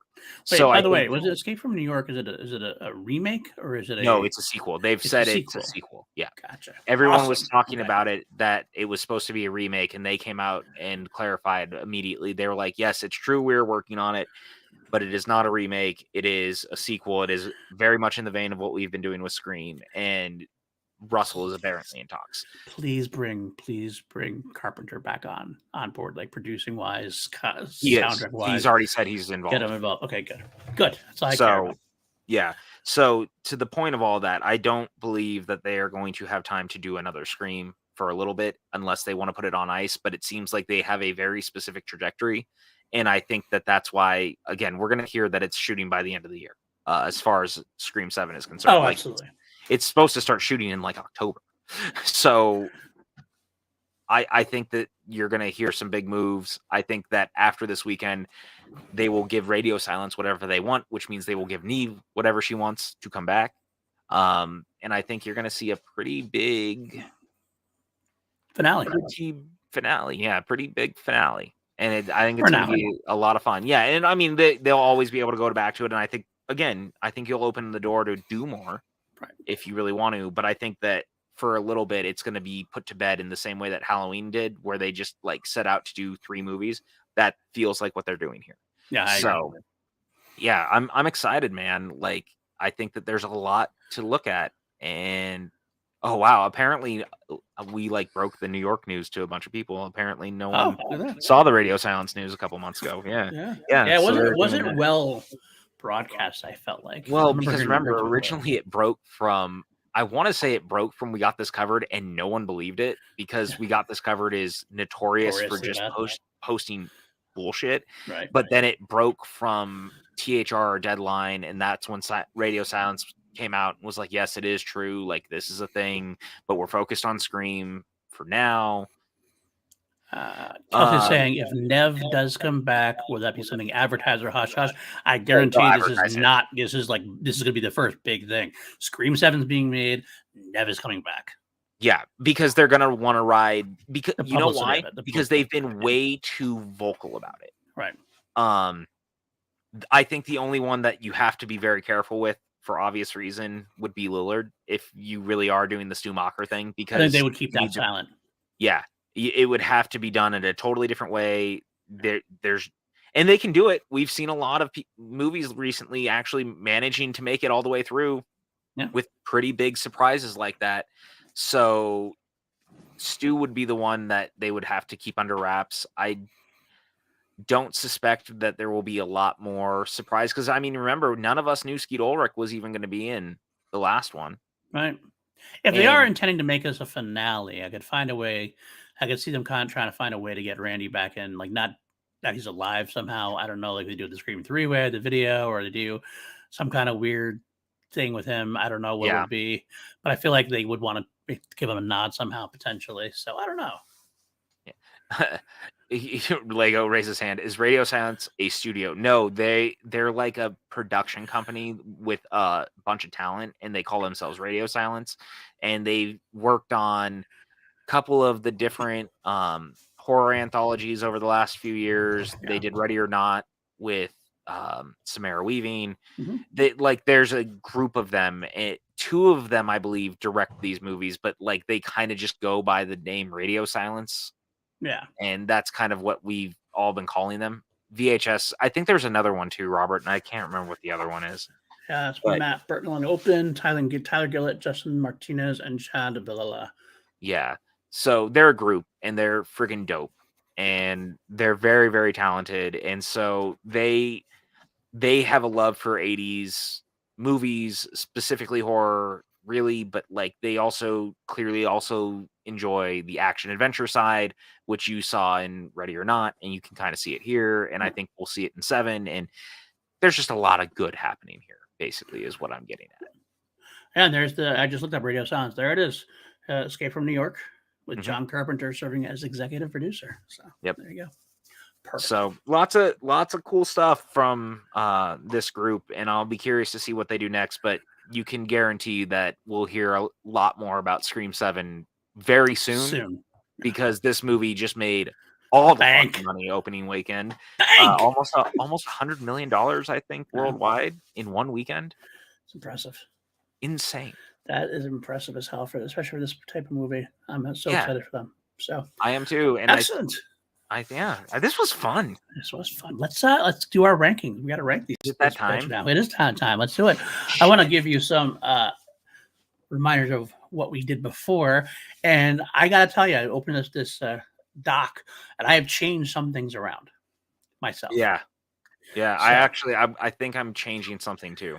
okay, now what we have here, we both gave Scream 1, the original Scream, 11 out of 11. Because it's perfect. So, Scream 2, I gave it a 6.5. You gave it a 7.5. Mm-hmm. Scream 3, I gave a 4.5. You gave it a 5.5. Mm-hmm. Scream 4, I gave it 8.5. You gave it a 9.5. Mm-hmm. Scream 5, I gave a 9. You gave it a 9.5 like Scream 4. I have since switched that around. I am now giving Scream 4 a 9.5. Mm-hmm. And I'm giving Scream 5 an 8. Interesting, because I was going to also give Scream 5 an 8 after my last rewatch. And this was not planned. That is literally what I was thinking while I was finishing watching it the other day and then coming out of this one. So you're going to dock Scream 5 down to an 8. Okay, cool. Therefore, what do you give Scream 6 then now? Out of 11, because you always turn up to 11 here on PLD Projects. Correct. So I think that this and Scream 4 are, as I said, are the two strongest sequels in the franchise. I think this one might be a just tad under. So I'm going to give it a 9. That is subject to change in the future where it could go up a little bit more on subsequent viewings. But I think this is a very strong entry in the franchise that deserves every piece of love that it's gotten. I don't necessarily understand the criticisms. I respect anyone who has their criticisms towards it, but I strongly feel that this is a very specific world building sequel that I love very dearly, that I think is going to pay off in spades and already has. But I think it was going to pay off even more with the next one, which is super exciting. But it's just a fucking great movie. It was such a surprise. I've seen it twice already opening weekend. I just had the best time with it, and I love it, man. I think it really gets the spirit of the series in a way that we hadn't seen in a long time. Fair enough. Fair enough. Hey, Refism, good to see you. This is a spoiler. This is a spoiler. We might talk spoilers, so mute it or come back later after you watch it, I would say. But there you go. Before I give my rankings, I would say Robert Adams saying I'd put Scream OG at 11 and Scream 6 at 10. That's nice. That's cool. Yeah, see? So he's with us though. Like we're all kind of loving the thing. And Kelsey going 1, 6, 5, 4, 2, 3. So 6 is her second favorite. That's impressive. That's awesome. Okay. For me, I think I did like this a little bit less than you, comparatively speaking. I definitely put it under Scream 4. I think Scream 4 is definitely my second favorite. I gave Scream 4 a 9.5. I moved Scream 5 down to an 8. I do think this is a better overall movie. Even if I still pitch that Scream 5 might be a better Scream movie, I'll give this one an 8.5. Nice. We're always just like in the pocket, man. Yeah, we really are. So, we are really close. Wait, that is awesome, man. I am wearing Godzilla vs. Kong today. Can't really see it. Let's move it down a little. The mic is in the way. It's Godzilla vs. Kong today. Someone at the bar told me today I always have the best T-shirts, and I was like, yes, this is an accurate statement. Yes, you do. Interestingly, I got my average out then. My average of this franchise is an 8. Your average is an 8.4. Our average of podcast is 8.2. So there we go. I'm still content, man. This is arguably the best long-running horror franchise at this point, and consistently the best, because 100%. it really just does not drop the ball so heavy that anything is unwatchable. Right. Even at its worst, it's too funny and not quite cohesive enough, but I still enjoy parts of it. So like, honestly, man, what a fucking franchise. Kelsey, I love you and hate you at the same time. So I don't remember if you were around for this. She's throwing in the chat there. Yes, the S tier franchise. Oh, yes. Because she still nails me for this, because there's a couple years ago before Scream 5 came out. So remember, this is the first 4 Screams. We were talking about iconic horror franchises. And I only allowed myself, we had an S tier, A tier, whatever, doing things like that. But I put a limit of 5 S tier franchises. Mm-hmm. And she will never let me live it down that by the end of the series, or end of the show rather, I pushed Scream from the end of S tier to the top of A tier because I put The Shining. The Shining was over it for me. The Shining and Doctor Well, I Sleep. mean, look, it's easy to be S tier when you only have two and they're both those movies. Absolutely, I get that concept as well, but they're sort of like Doctor Sleep is one of my favorite movies of the Oh, no, 2010s, no, and and I feel absolutely. exactly the So, same way. That's my point, though. Like, but yeah, I understand. agreed. They don't obviously had like the Fridays and the Nightmares, and were more they were more iconic at the time. I will say with Scream 5 and Scream 6 coming up, though, it is inching its way back up. So I will give you that, Kelsey. I will definitely give you it's definitely coming And up. then Lego, I agree with you. Child's Play Chucky has always been my number 2 in regards to that. Um, as far as I'm heard, like those movies are also excellent. The only problem is that it's that asterisk that we were talking about earlier is that reboot exists, and it's not like a bad movie, but it still has the name, and I think Mhm. it lessens the quality overall. And to that point, also, the first 2 seasons of that Scream TV show on MTV were actually really, really good. I will admit, I never watched the TV series. I never Very did. different. You should watch it though. I think you'd like it. I will at some It's point. very interesting and it's kind of fun. Um, I think season 2 is a little messier, but season 1, like I did an after show for it when it was on. I thought it was so fucking fun and so keeping the vibe of like that murder mystery alive for a new generation. Um, yeah, check it out. So like I don't know, man. Maybe it's just that the original Scream is like a top 15 movie of all time for me I that agree there. really pushes the whole franchise up for me, but I just adore Scream like more than anything else. And that's saying something cuz like I'm a Halloween head, I'm a Friday head. Like I mean, here's the thing. I like all the slashers for the most part. Like I'm really not very picky. I have you seen my fucking collection? Like Yes, I'm not that picky, but Scream, there's just something incredibly special about what it's doing. absolutely. Real quick, I just want to shout out our patrons, of course, patreon.com/PLD Projects. Come join us there if you'd like to get more content like this. Got Matthew Kearns, Brandon Buckingham, Jeff Alterman, John Lustrina, and plenty of others who are helping us keep the lights on. So we appreciate you definitively. I want to pitch forth, this is now a bi-weekly show. We have a couple of people in the chat who aren't always here, don't always see our stuff. This is a bi-weekly show now, though we're getting 2 episodes this week. And I want to point out the rest of the year we got coming up. We do have Lethal Weapon 4 will come out this week. Probably it's going to come out on Thursday. It's normal day. After that, we're going to jump right into the Indiana Jones series to lead I'm up so excited. to lead up into the Indiana Jones and the Dial of Destiny. So that's going to be a fun one for us to watch. Then we're going to jump to, we have a Patreon we got to fulfill. Kelly's in here before. I'll announce now, we are doing the Pitch Perfect trilogy on Two Mediocre White Dudes on Film because patron Kelly W suggested it, and we go along with suggestions. But then after that is done, PJ and I are going to spend the rest of our lives, as it seems, It really fucking feels like it, doesn't it? we are going to do the Friday the 13th saga because we are excited about the Crystal Lake show that's coming out as well as everything else. So, Well, yes. not just that. This is also for me helping hype up a extension of the franchise, rather, I guess, even though it's unofficial. But you and I both love very dearly, which is Never Hike Alone and Never Hike in the Snow, and the upcoming Never Hike Alone 2. For those who don't know, I've talked about this a lot in the past, but you can watch them all on YouTube right now for free.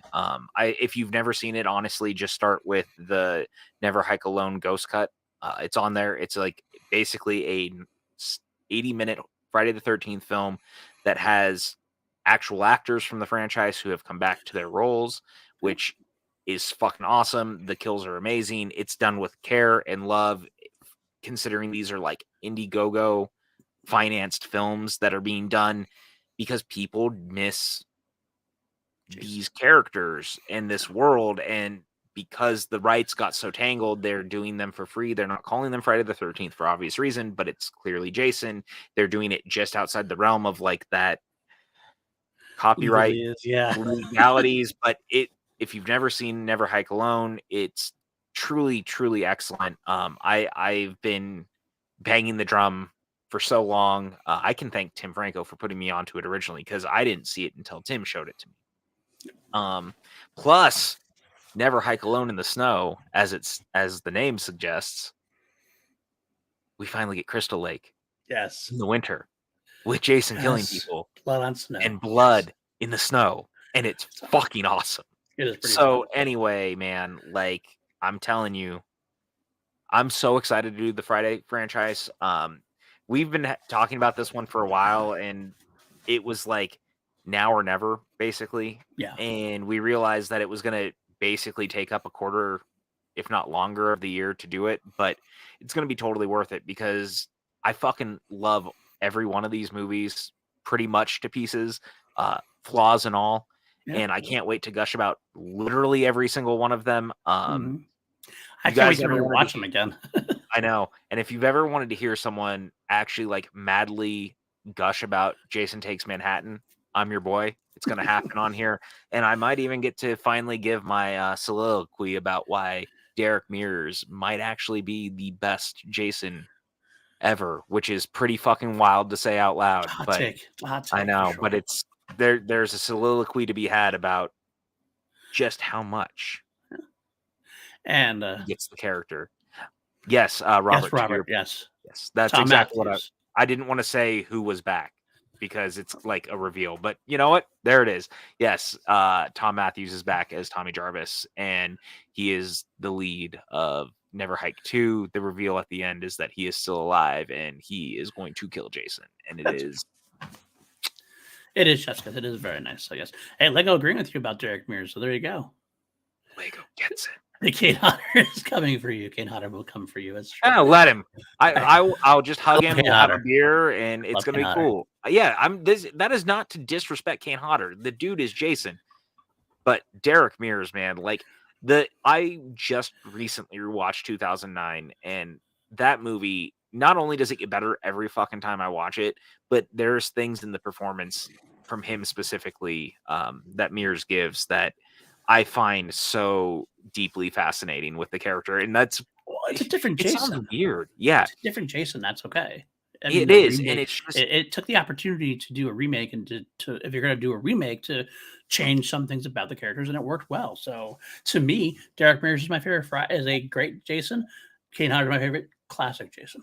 yeah, no, it's a totally fair thing, but it's just funny to be talking about Jason performances like that. They're like, how do I say this? It's without sounding like demeaning. I don't mean it to sound like this, but you know, the Academy never looks at this stuff, but I find these performances so fascinating. So I'm just excited to talk about it because there's something like very nuanced about a lot of these. Actually, we didn't really even talk about that a lot as far as like the Ghostface stuff.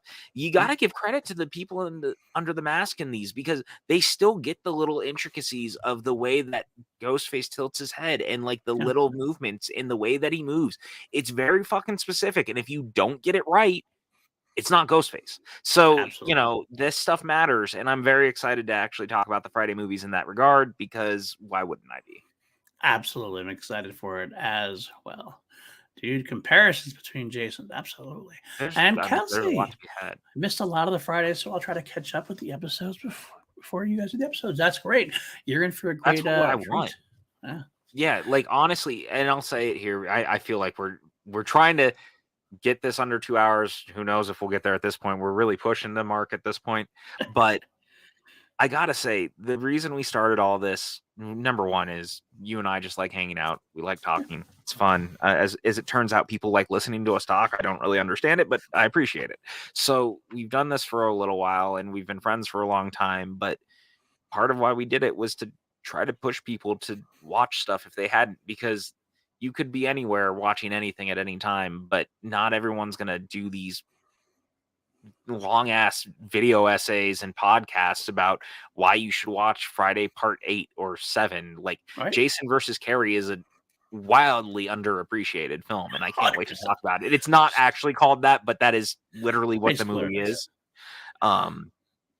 I wanted to push people to get out of their comfort zone a little bit and maybe watch some of the slasher films that they hadn't seen, or some of these other franchises that they hadn't seen, or finally just sit down and gush about Indiana Jones. Do we need another podcast about that? Probably not. But you know what? We're gonna fucking do it because we love Raiders it. is my second favorite movie of all time. Yeah, I want to talk about it. Like, there's a fifth indie movie coming out. Guess what? We want to talk about it. So and to your point, Lego. I'm sorry to cut you off, but into your point, Lego, we actually started as a horror podcast. We're always going to be a horror podcast. Oh, we want to branch out.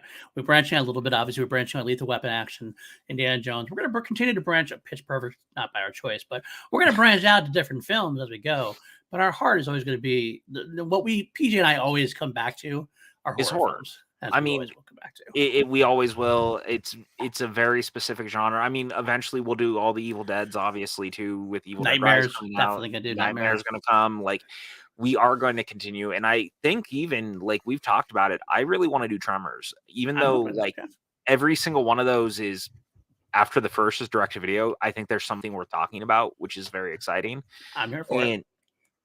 There's going to be a lot of it. We've even talked about this idea of doing more of a themed ones, so it won't necessarily be franchises, but we'll be taking similar movies or their subgenre, right, and finding ways to mold it into like a 4 or 5 week series, or 4 or 5 episode series rather, so that we can talk about things that we maybe necessarily wouldn't because they're not part of a franchise. Because I think there's a lot. I didn't. I'm saying we forgot about. We're actually in my announcements, like after Lethal Weapon 4, we're actually going to be doing 4 films that are Lethal Weapon-esque for various reasons. Yes, and most of them are Shane Black adjacent films in some capacity. So that was why we chose it. And that's the thing. I also want to be able to talk about things that don't necessarily fit that mold. And I am very excited for some of the things that we've been kicking around. And I like doing this a lot. This is like my getaway from life, because I'm much busier than I used to be, which is weird. I used to think I was busy and I was working from home, but it's because I'm not home as much anymore because of my job. So I feel like I don't always get to sit down and do this in the way that we've been doing. Right. So it's nice to sit down and just get behind a mic with you and talk about shit, whatever it is. Yeah. We're good at it. It's fun. Absolutely. I want to punch out, of course, PLD Project as well. It's got a lot of stuff going on. Class Action is a show we do usually bi-weekly, the opposite weeks of Two Mediocre Way Twos. We're taking a week off, and so we return in April. I believe we're going to be doing John Wick 4 versus Mission Impossible Ghost Protocol. I believe is the one we're doing next. I believe. Don't completely say that for sure, but I do want to announce we have a special episode of a new podcast, which is going to take its place on next Tuesday. Hopefully I get it done in time. Lego's in the chat. She actually knows it very well. I am starting a podcast called Review.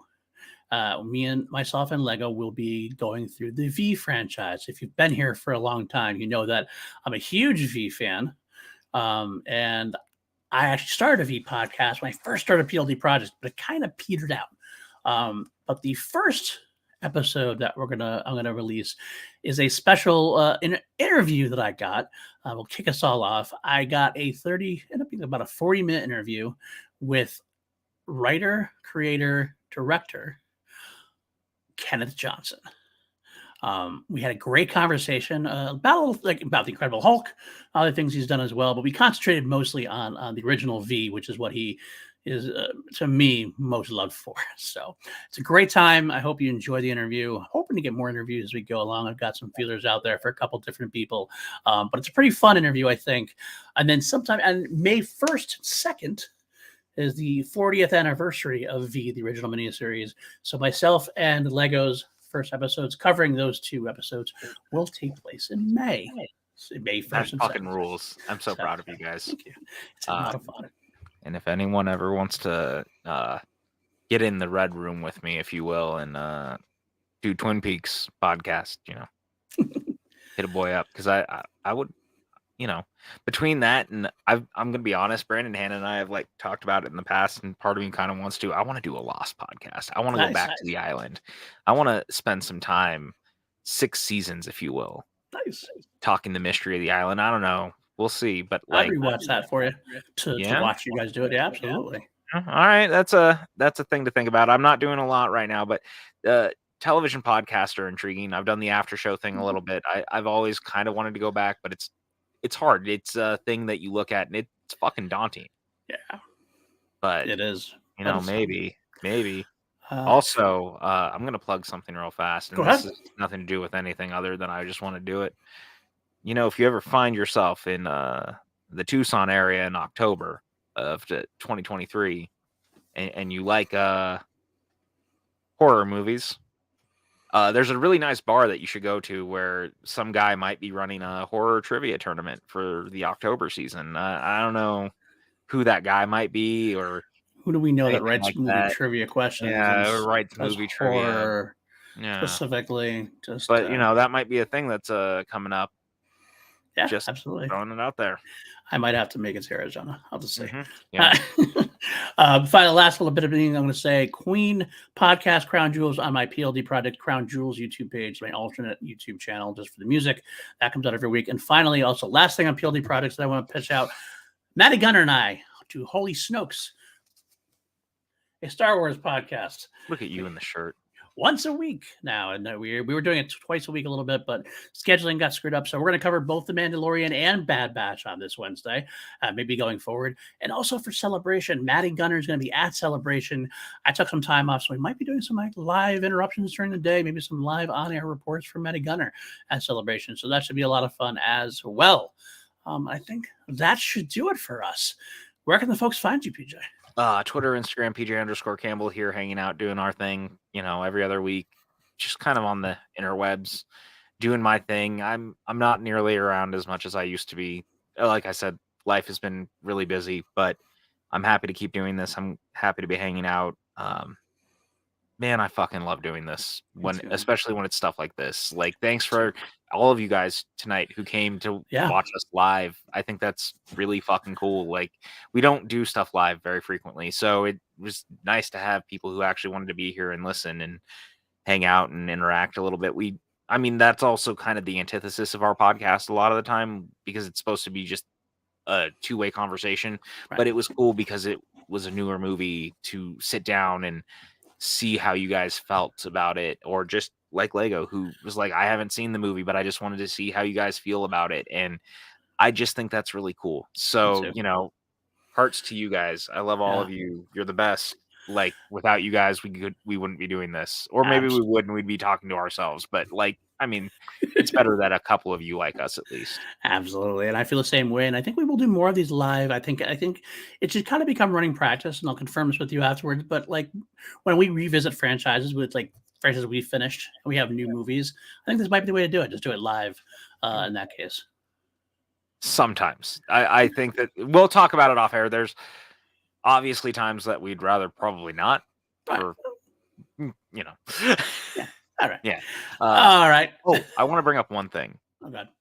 Did you see the last name of Samara Weaving's character in the movie?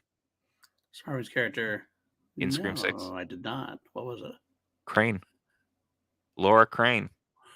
Was it really? That's right. How very let's bring this full circle. How very psycho. That is true. Perfect. Good call. Good call, my friend. Just wanted to bring that up and round it out. That's how you're one of my best friends. All right. Take care, guys. At Paul_Newsy on Twitter. I just told you about all my podcast stuff I do here. Yeah, we'll see you next time. Peace out, babe.